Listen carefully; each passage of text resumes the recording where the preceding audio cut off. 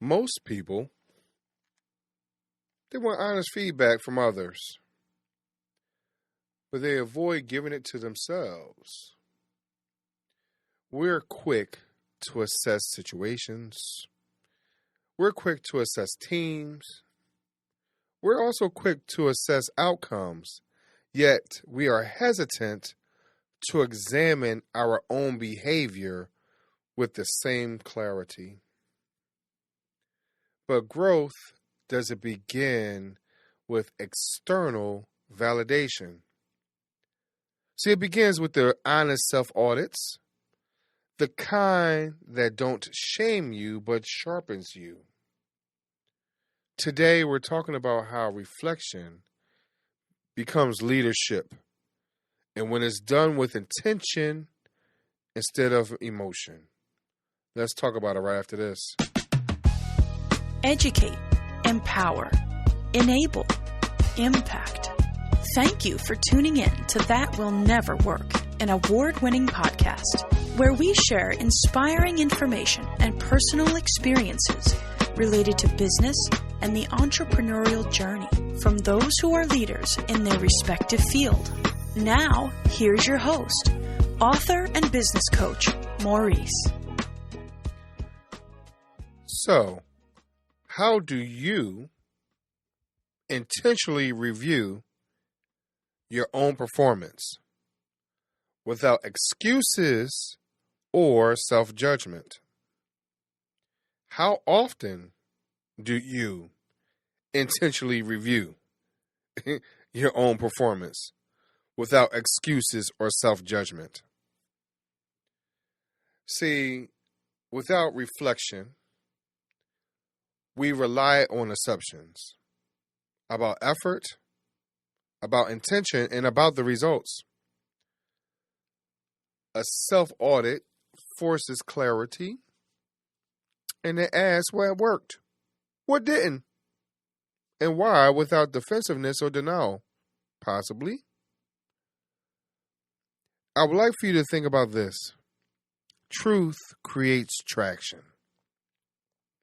Maurice, why are you starting off this way? Because I had a conversation recently with a client who felt like they were doing a bang-up job. And I asked them, what gives you that impression? Well, I've done this and I've done that, and I hit this mark and I hit that mark. All right, well, what about X, Y, and Z? And so their response was, well, I did not consider those as real benchmarks. And my question to them was, if those aren't benchmarks, then how do you really know what direction you're really going into? And at times, we don't want to view or review those things because again, the idea is that we want to know what worked and what didn't work. And because we don't want to know what didn't work, we don't always want to be honest with ourselves in that situation. And because we realize that what didn't work, the next question is why. Again, the cost of not asking why. We're losing traction in those situations. And so reflection is about being hard on yourself. Not at all. It's about being honest in these moments, right? And so professionals who grow don't confuse accountability with the shame. Okay? Let's not feel shameful in these situations. Let's understand these are real opportunities for us to grow. And so these professionals as well, especially high earning professionals, they review behavior objectively so improvement becomes possible.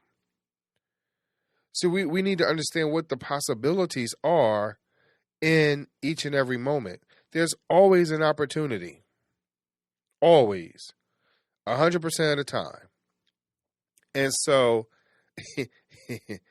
I had a neighbor who wanted to killer rodent that was in her home, right? And I said, well, won't you go ahead and do it? And she said, no, I'm scared. But what are you scared of, right? It's already trapped. Just finish it off or sweep it up or whatever the situation might be. Look, here's a dustpan where I have a dustpan that has a long handle on it, so you never have to get very close to it, and just sweep it up. So, are we really reviewing what we feel like we're scared of? Because that small rodent felt like a threat. Even if you were giving tools to handle the situation, even at least from a distance, can we at least review what is happening in the moment? And so, before we can effectively lead others, you must be able to lead yourself. See, at times it's easy, and I could see this in multiple ways, whether it's personally, whether it's from family members, whether it's been from work environments. It's a lot easier to point the finger, right?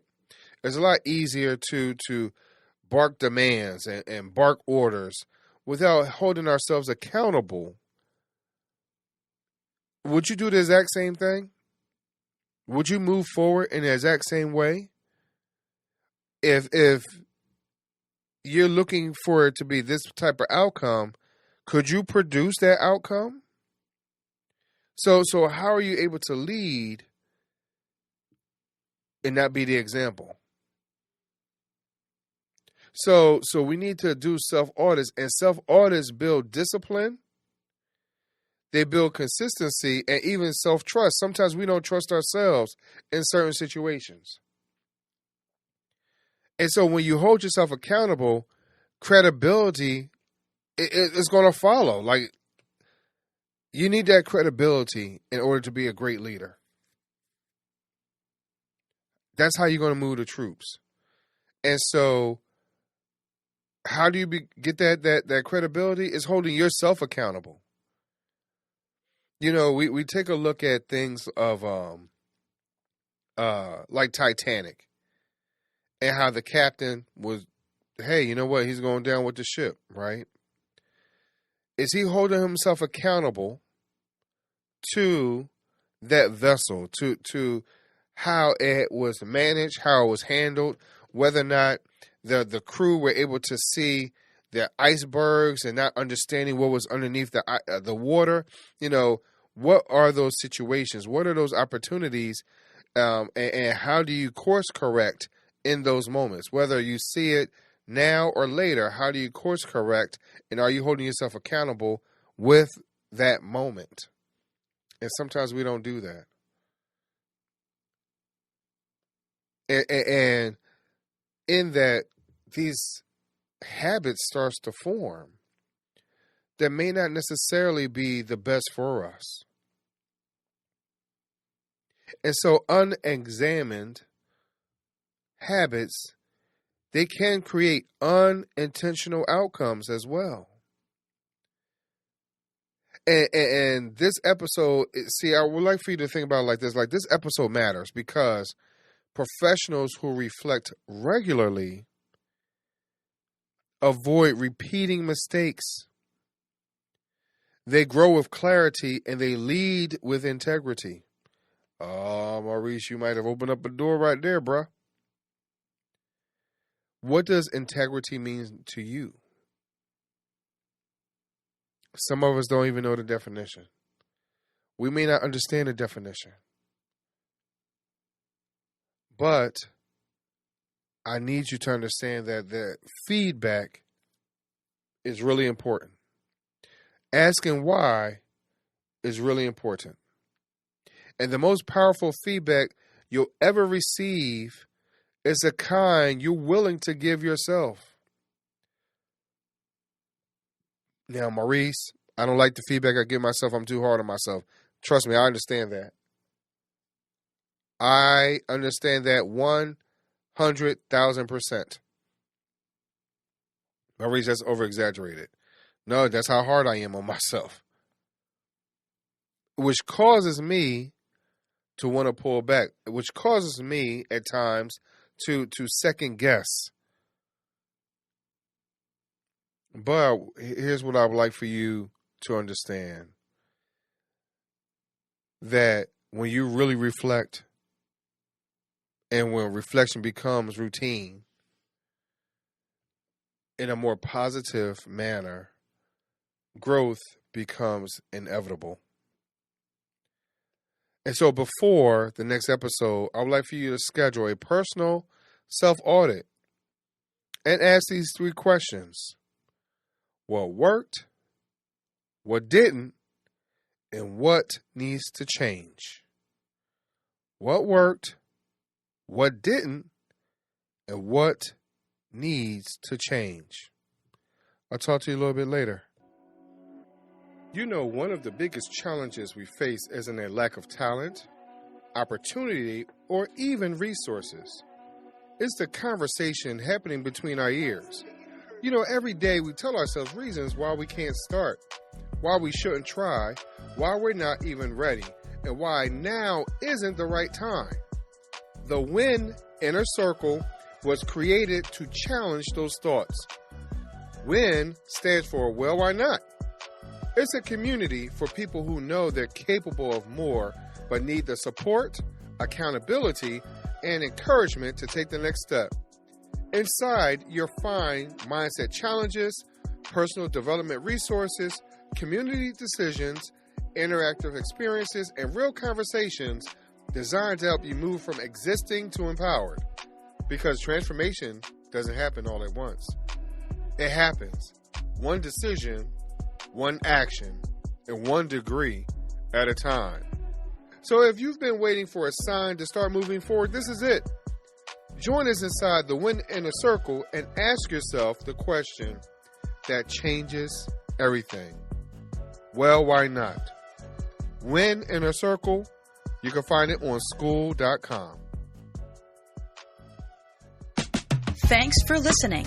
Follow Maurice Chisholm on social media to stay connected and check back weekly for new episodes. Until next time, that will never work. Or will it?